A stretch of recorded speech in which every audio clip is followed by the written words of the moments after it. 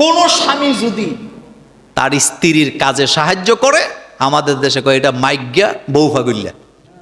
তো বউর পাগল হবে না তো বান্ধবীর পাগল হবে? স্ত্রীর কাজে সাহায্য করা এটা সুন্নতের ভিতরে আছে না নাই? কিন্তু আপনি পারবেন না। আপনার চাচি, জেডি, দাদি, মা, খালারা, চাচা, জেডারা আপনারে গোসল করে আসার।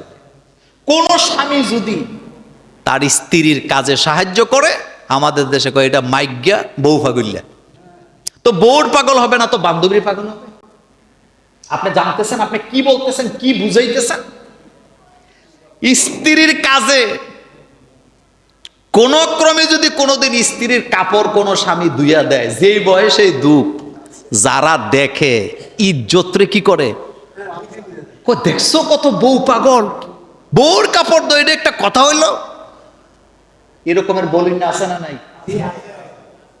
রাসূলুল্লাহ সাল্লাল্লাহু আলাইহি ওয়াসাল্লামের সুন্নাহর সাথে বেয়াদবি করা হচ্ছে।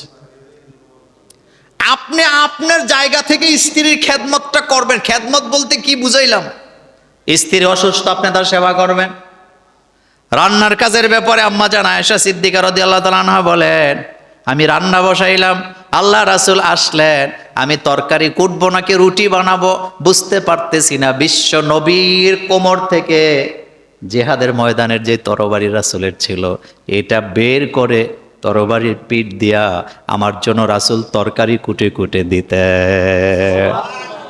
মুসলমানের সন্তানেরা খেয়াল করেন, রাসূল সাল্লাল্লাহু আলাইহি ওয়াসাল্লাম যেই তরবারি দিয়া জিহাদের ময়দানে যুদ্ধ করার জন্য যায়, আল্লাহ রাসূল 29টা যুদ্ধের সেনাপতি ছিলেন।